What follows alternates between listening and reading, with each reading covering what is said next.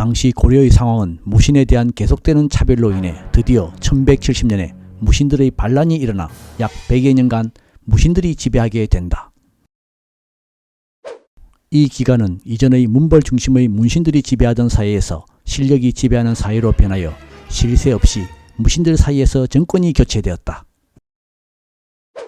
무신 정권 기간 중 최후가 집권 중이던 1231년에는 금나라를 무너뜨린 몽골 제국 원나라가 침입하여 1232년 고려는 수도를 개경에서 강화도로 옮긴다. 무신 정권은 부처의 힘으로 난국을 타개하고자 팔만대장경을 만들기도 해보았으나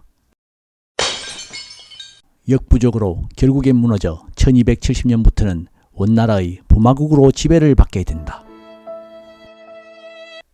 당시 원나라도 권력투쟁이 극심했고 중앙정부의 힘이 약하던 시기였다. 이성계가 태어난 1335년을 얼마 안 지난 1348년부터는 중국 대륙 전체에서 반란이 일어났고 1351년에는 원 황제가 황하 치수공사를 위해 대규모의 양민을 부역시키자 참았던 불만이 분출되어 백령 교도들은 영주에서 대대적인 봉기를 일으킨다. 그들은 머리에 붉은 수건을 둘러 홍건적이라고 불렸다. 마침내 1368년에 홍건적 출신 주원장이 남경에서 황제를 칭한 뒤 명나라를 건국했고 곧 국보를 개시하여 베이징을 점령해 원나라를 멸망시킨다. 그러자 1368년 원나라 황제 토곤 테무르는 베이징을 버리고 북쪽의 여름 수도였던 몽골 고원 상도로 도망간다. 일반적인 중국사의 서술에서는 원 왕조는 이때 끝난 것으로 보았으나 토곤 테무르의 데칸 정권은 이후에도 몽골 고원에서 북원으로 존속하였다. 그러나 1387년 원나라의 잔여 세력인 나주가 명예에 항복하자 북원의 세력은 더욱 쇠퇴한다. 그러나 그 후로도 약 250년간 1635년까지 존속한다. 일본의 경우는 가마쿠라 막부가 141년간의 집권을 끝내고 고다이고 천황이 약 3년간 잠시 직접 지배하는 시기였으나 곧이어 1336년부터 다시 막부 시대인 무로마치 막부 시대가 도래한다. 막부는 무사정권 쇼군국을 의미한다. 이때 막부가 천황을 대신해 정치를 좌지우지했었다. 결국 태조 이성계가 태어난 1335년 전후는 한, 중, 일, 삼국 모두 내부에 극심한 혼란이 있던 시기였던 것이었다.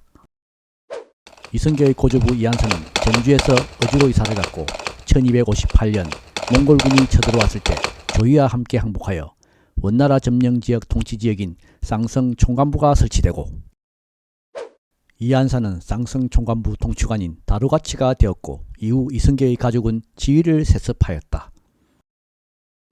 쌍성 총관부는 동령부와 함께 고려인의 배반으로 몽골의 직속령이 되어버린 영토였다. 그러나 동령부는 1290년에 고려의 요구로 요동으로 옮겨진다.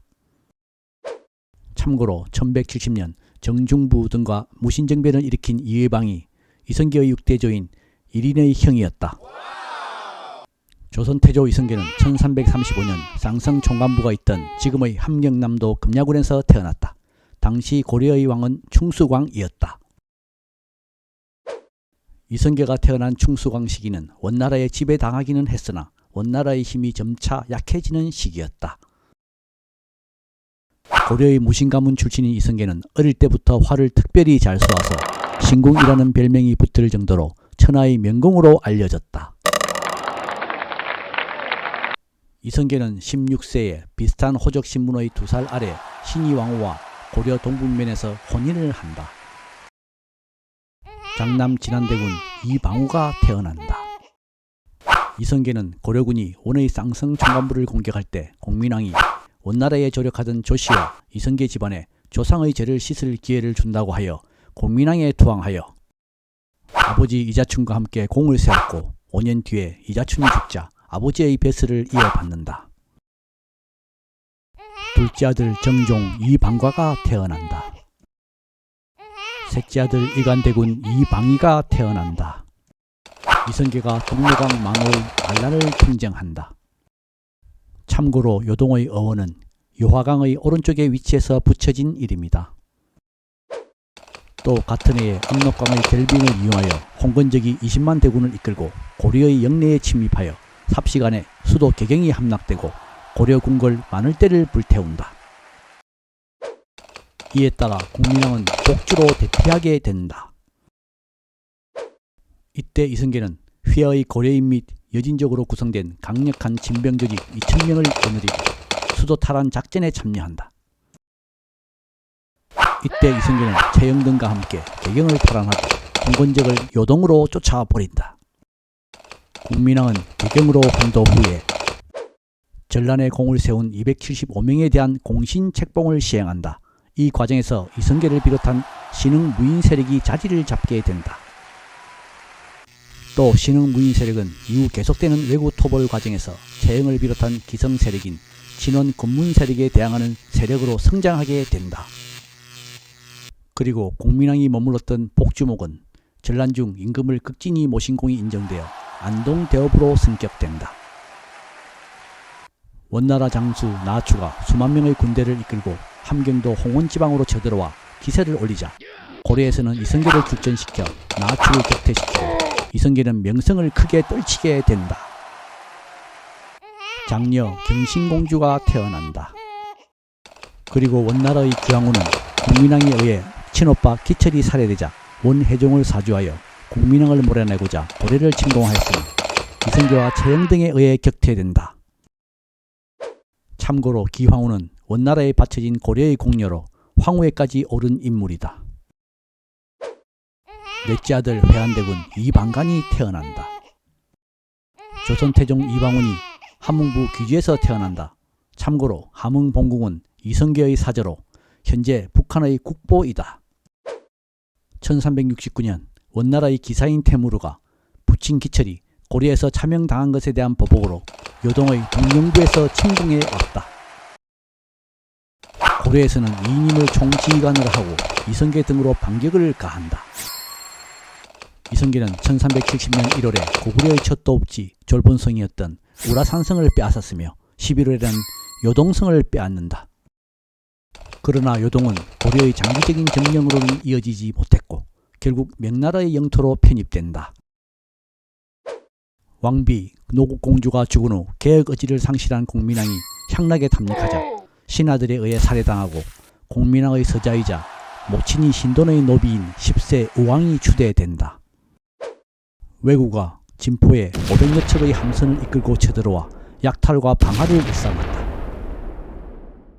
이때 고려에서는 재무선을 시켜 화포로 외선을 격파하여 전부 불태워버린다. 진포해전에서 패한 왜구는 육지에 있던 왜구들과 합세하여 내륙에서 경상도 일대를 노략질한 후 지금의 남원 운봉읍 소재 황선으로 모여들었다. 이에 조정에서는 이성계를 출전시켜 황선에서 총공격을 하여 아지발도를 두목으로 한 왜구를 크게 물리쳐 이후 왜구가 크게 쇠퇴하게 된다. 이때 전사한 왜구의 피로 강이 물들어 6, 7일간이나 물을 먹을 수 없었다고 하며 포획한 말이 1600여 필이고 병기도 헤아릴 수 없이 많았다고 한다. 신덕왕후 소생 무한대군 이방번이 개경에서 태어난다. 신덕왕후 소생 어한대군 이방석이 개경에서 태어난다. 명나라가 천령 이북 땅은 원래 원나라 쌍성 총관부가 있던 지역이니 원을 개성한 명나라의 땅이라고 주장하고 천령위라는 관청을 설치하고 관리를 파견한다. 최영과 우왕은 이 기회에 요동을 공격해서 명나라의 야심을 꺾자고 주장한다. 그러나 이성계는 사불가론을 주장하며 요동 정벌을 반대한다. 첫째, 작은 나라가 큰 나라를 공격하는 것은 불가합니다. 둘째, 농번기인 여름철에 군대를 동원하는 것은 불가합니다. 셋째, 원정하러 간 사이 외구 침략이 걱정되어 불가합니다. 넷째, 장마철이라서 활의 악효가 높고 질병이 많이 생겨서 불가합니다. 그러나 사불가로는 무시되고 약 5만 명의 군사로 요동정벌이 단행된다. 이성계는 우군도통사, 조민수는 자곤도통사로 임명되었고 최영은 국내 역무를 걱정한 우왕의 고집으로 출동을 하지 못한다. 고려군은 압록강 하류의 작은 섬 위아도에 도착한다. 장맛비가 계속 내렸으므로 사람을 보내 우왕에게 회군을 청하였지만 받아들여지지 않자 이성계는 조민수를 설득하여 회군을 결정한다. Yes. 회군한 이성계와 조민수는 최영과의 두 차례의 혈전 끝에 개경을 점령했고 우왕을 폐위한다. 이후 이색과 조민수에 의해 옹립된 구세의 창왕을 잠시 받들다가 1년 후 조준, 정몽주, 정도전 등과 함께 우왕과 창왕이 왕씨가 아니라 신돈의 아들, 손자라는 조작된 논리를 이용해 창왕을 폐위한다. 마침내 이성계는 공양왕을 옹립한 이후 전제 계획을 단행하고 최영을 신문하고 죽인 후 명실상부한 최고 권력자가 된다. 위화도 회군에는 정도전, 조준, 남은 등 급진 신진 사대부의 적극적인 도움과 회군에 찬동한 이색, 최영신문에 참여한 정몽주, 최영과 우왕의 요동 공격에 반대하여 투옥되기까지 했던 하륜 등의 협조로 내부 반발을 억제할 수 있었다. 대농장 소유와 불법 겸병으로 국고를 고갈시키고 극심한 양극화를 부른 귀족 기득권의 저항에도 굴하지 않고 사전을 혁파해 사회 혼란을 해소한 뒤 신흥 세력의 기반을 굳게 하였다. 그러나 신진 사대부 사이에는 개혁의 방향을 둘러싸고 위화도 회군 직후 전제 개혁 논의를 둘러싸고 분열이 발생한다. 이색 권근과 이인임의 인척 이승인과 하류는 사전 혁파에 반대했고 정도전, 조준, 윤소종은 전면적 사전 혁파와 정치, 사회, 법과 제도 전방 개혁을 주장했으며 정몽주는 중립을 지켰다.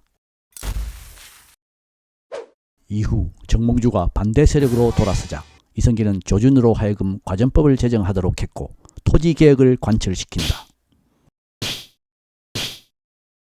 그러나 과전법은 구 고려 군문세족으로부터 급진 신진사대부로의 부의 이동이었지 농민들에게 토지를 나누어 주자는 정도전의 계획은 포기한 결함이 있었다.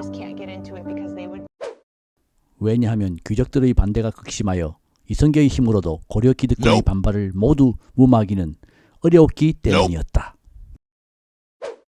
이방원의 생모 신의왕후가 위장병의 악화로 55세의 나이로 세상을 떠났다. 능은 개경에 있었고 이때 이방원은 일정 기간 묘소를 돌보는 심묘살이를 하고 있었다. 황주로 사냥하러 나갔던 이성계가 낙마하여 큰 부상을 당하자 정몽주와 공양왕은 이성계가 없는 틈에 정도전, 남은, 조중 등과 그들의 측근 윤소종 등을 유배를 보낸다. 이때 신덕왕후 강씨는 정몽주가 이성계를 제거하려 하자 묘살이를 하던 이방원을 급히 보내 이성계에게 알리고 개경으로 불러낸다. 이성계는 이방원에게 정몽주에게 함께 새 왕조를 주창할 것을 권하라고 지시한다. 그래서 이방원은 정몽주의 마음을 떠보기 위해 하여가를 지었고 이에 정몽주는 답가로 단신가를 지었다. 이방원은 정몽주가 있는 한 역성혁명은 불가하다고 판단이 되어 수와 조영무 등을 시켜 정몽주를 선주교에서 살해한다. 정몽주 측근 온건개혁파들인 이색, 이승인 등은 대거 유배를 갔고 정몽주에 의해 탄핵되었던 급진개혁파들은 복직하여 세력을 결집한다. 마침내 정도전, 남은, 조준, 백음령 등은 공양왕을 폐위시키고 이성계를 왕으로 추대하여 새로운 왕조를 개창하였다. 조선이 개국되자 이성계는 신의왕후가 죽은 지 2년이 지나서 신덕왕후 강씨를 정일품 내직인 현비로 책봉한다. 한편 태조의 아들들로는 정비, 신의왕후 한씨 소생의 6왕자와 계비, 신덕왕후 강씨 소생의 2왕자가 있었다. 정도전 등 중신들은 정비가 된 신덕왕후의 소생 장남 이방부는 성격이 경솔하다고 반대하여 이성계는 10살 차남 이방석을 세자로 책봉한다. 조선 개국에 공이 컸던 신의왕후 소생 25세 오남 이방우는 세자 책봉에 불만이 컸다. 이는 나중에 태종이 왕자의 난을 일으키고 적서차별을 제도적으로 만드는 원인이 된다. 이성계는 처음에는 민심의 동료를 염려하여 국부는 그대로 고려로 두었으나 1393년 3월 조선으로 고친다. 한편 명나라에 책봉을 청하는 사신을 보냈지만 홍무제는 이성계를 정식 국왕으로 봉하지 않고 고려 국왕을 대신하는 자라는 의미인 권지 고려국사라는 직책을 내린다. 이후 명나라는 조선국왕 책봉을 미뤄오다가 1401년 검문제가 조선 태종을 정식 조선국왕으로 봉하게 된다. 태조는 정도전, 이질환 등 개국공신 52명에 이어 도합 1400여 명의 개국 원정 공신을 포상하였고, 이는 새 왕조의 안정에 크게 공헌했다고 인정받고 있다. 즉 태조는 고려 구신들을 원정 공신으로 포상하거나 관직에 임명해 회유했으며, 특히 권근, 하륜 등 이색문화 온건개혁파들은 각종 문물 정비에 적극적으로 참여했다. 장남 진안대군 이방우가 향년 40세를 일기로 사망하였다. 태조실록에는 진안군은 술을 좋아하여 소주를 마시고 병이 나서 졸하였다고 적고 있다. 후에 정조가 지은 묘비문에는 효자로 칭송받았고 형제 사이에도 우애가 돈독했으며 부귀영화 따위에는 마음이 없었다고 적고 있다. 백성의 생활이 안정되기 전에 큰 역사를 벌이면 옳지 않다는 반대론을 물리치고 제위 3년 태조는 신도, 궁궐, 조성도감을 설치하여 새 수도 구상 천도를 명령한다. 연려실 기술에는 한양을 수도로 추천한 것은 무학대사라고 한다. 태조는 각 관청당 2명씩만 남겨두고 한양으로 들어와 한양부 객사를 임시 궁궐로 사용했다. 그리고 새 수도의 이름을 한성부로 고쳤다. 제위 4년에는 도성 축조도감을 설치하여 총책임자를 정도전으로 임명했다. 태조 5년 쌓기 시작한 한양 성곽은 1년여 만에 완성이 된다. 그리고 조선의 설계자인 정도전과 좌시중 조전 등으로 조선 경국전, 경제육전 등을 찬집하게 하였다. 정치는 도평이 사사를 중심으로 국왕이 우위에 있으면서 재상들과 논의하는 체제로 어정부와 육조 체제로 이행하는 과도기의 정치 방식이었다. 태조보다 21세 어린 신덕왕후 광씨가 40세로 병사한다. 능 이름은 정릉으로 원래 정동, 영국대사관 위치에 있었으나 나중에 태종이 현재 서울 성북구 정릉동으로 옮긴다. 신덕왕후가 죽자 태조는 몹시 애통해하며 현재 서울 성북구에 흥천사를 지어주고 능과 절을 둘러보는 게 일상사가 되었다. 태조는 정도전을 내세워 왕자들과 종친의 사병을 혁파하고자 했다. Yes. 이를 들은 이방원은 정도전 일파가 세자를 조종하여 자신들을 해치려 한다는 조작된 명분을 내세워 동복 왕자들과 제1차 왕자의 Yes. 난을 일으킨다. 이 난에서 31세 이방원은 수하 조영무, 하륜, 민무구, 민무질 형제, 이숙번 등과 함께 정도전, 남은, 박위 등 관료들을 살해하고 또 신덕왕후 소생 왕자들인 17세 왕세자 방석, 18세 방번과 신덕왕후의 딸 경순공주의 남편 흥안군 이제, 즉 태조의 사위를 살해한다. 63세 태조는 엄청난 충격을 받았고 또 늙고 실권도 모두 잃어 왕위를 41세 이남 방과에게 물려주어 방과가 정정으로 즉위한다. 그리고 태조는 경순공주마저 화를 입을까 염려해 직접 딸의 머리를 깎아 출가를 시킨다. 경순공주는 출가한 뒤 현재 숭인동에 있는 비구니 처소인 청령사 정업원에 몸을 의탁하였는데, 이곳은 갈 곳을 잃은 고려 왕족들의 부인 등 왕실 여성들이 많이 지내고 있던 곳이었다. 공민왕의 이비인 해비 이씨 등 왕실 여성들은 경순공주를 따뜻하게 맞아주었다. 나중에 태종이 숙류 억불 정책을 펼쳐 사찰들을 폐쇄할 때도 정업원은 예외로 하였다고 한다. 한편 명나라 홍무제 주원장이 70세로 죽고 홍무제의 장손 검문제가 21세로 즉위한다. 주원장은 재위 시 정권 유지를 위해 개국공신을 포함해 수만 명을 죽였었다. 홍무제는 생전에 황태자가 죽자 사남 주체를 황태자로 삼으려 했으나 대신들의 반대로 실패하고 전통에 따라 죽은 황태자의 아들을 후계자로 지명했고 그가 검문제이다. 정종은 제위 2년에 왕자의 난이 일어난 한양은 지세가 좋지 않다며 도읍을 다시 개경으로 옮긴다. 정종 2년 사남 이방간이 왕세자의 자리를 노리며 제2차 왕자의 난을 일으키지만 즉시 이방원에 제압당해 유배되고 이방원은 왕세자로 등극한 후 세력을 붙인다. 그해 11월에 이방원은 왕위에 욕심이 없었던 정종에게서 왕위를 양위받아 태종으로 즉위한다.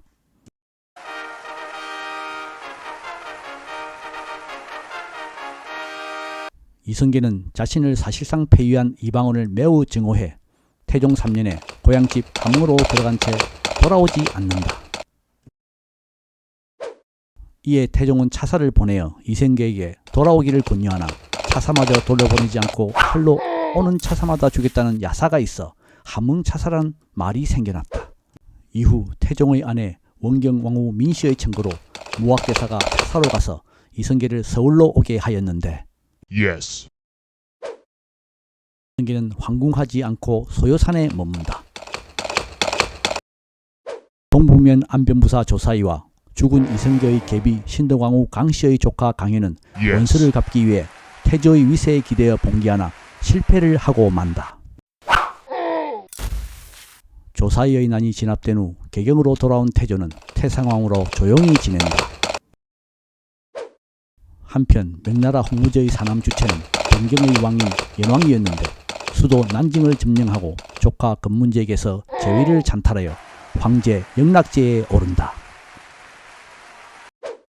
삼남 이간대군 이방이가 45세에 병으로 죽는다. 태종이 제위 6년에 다시 한양으로 환도한다. 그러나 신하들과 동생들을 죽인 꺼림칙한 경복궁은 비워두고 경복궁 2km 동쪽에 창덕궁을 새로 짓고 정무를 보았다. 큰딸 경순공주가 죽는다. 마음고생이 심했는지 아버지 태조보다도 빨리 죽었다. 그녀가 입적하자 태종도 조문을 갖고 정종과 태종은 애도하는 의미로 며칠 동안 고기 반찬을 피했다고 한다. 훗날 세종에 의해 남편 이제가 신혼이 되어 태조의 제사에 공신으로 올랐으며 부부 사이에 자식이 없었기에 이제의 조카인 이윤으로 대를 잇게 하였다. 이성계는 지병인 중풍이 악화되어 창덕궁에서 73세로 승하하였다. 태조는 생전에 계비인 신덕왕후 강씨의 곁에 묻히고자 하였으나 Nope. 태종이 거절하자 태조는 Nope. 선산이 있는 함흥에 묻어달라는 유언을 남긴다. 그러나 태종은 태조를 양주군 구리면의 동쪽에 있는 9개의 왕릉이란 뜻인 동구릉터에 최초로 안장한다. 능호는 건원릉이다. 그 대신 함흥의 흙과 억새풀을 가져다 무덤을 덮었다고 한다. 참고로 동구릉은 가치를 인정받아 2009년 유네스코 세계유산에 등재되었다. 하륜의 건의로 태조의 무덤으로 쓰여지기 시작한 뒤 조선시대를 통하여 가족 무덤을 이루고 있는 왕릉군이다. 무덤이 생길 때마다 동오릉, 동칠릉이라 불렀는데 철종 이후 동구릉으로 굳어졌다. 동구릉에는 태조, 문종, 선조, 현종, 영조, 헌종 등의 무덤이 있다. 조선의 왕릉 중 한 지역 내에 왕릉군을 이루고 있는 곳은 고양시에 있는 서울릉과 서삼릉이 있으나 동구릉에 가장 많은 무덤이 있다. 9개나 되는 왕릉의 사이사이를 연결하는 순환로를 따라 돌기만 해도 1~2시간 정도 산림욕을 즐길 수 있다고 한다. 넓이는 대략 여의도 공원의 8배 정도 된다. 그리고 1409년 태종은 태조가 죽자 태조가 수시로 찾기 위해 마련한 신덕왕후의 능을 도성 밖 현재 성북구 정릉동으로 이장하고 1410년 청계천 광통교가 홍수에 무너지자 능의 성물과 문인 무인석을 광통교 교량의 난관과 받침돌로 회철해 버렸으며 신덕왕후를 후궁으로 격하시켜 버린다. 그러나 신덕왕후는 나중에 1669년 현종 때 송시열의 상서로 복위되어 종묘에 모셔지게 된다. 참고로 태조는 73세에 죽어 82세에 죽은 영조에 이어 조선의 왕 중 2번째로 장수하였으나 정종은 62세, 태종은 55세에 죽는다. 그리고 조선 왕들의 평균 수명은 46세였으며 환갑 잔치를 치른 왕은 20%도 안 되었다고 한다. 긴 시간 시청 감사드립니다. 조만간 2대 정정으로 돌아오겠습니다. 구독, 좋아요, 알람 설정 부탁드립니다.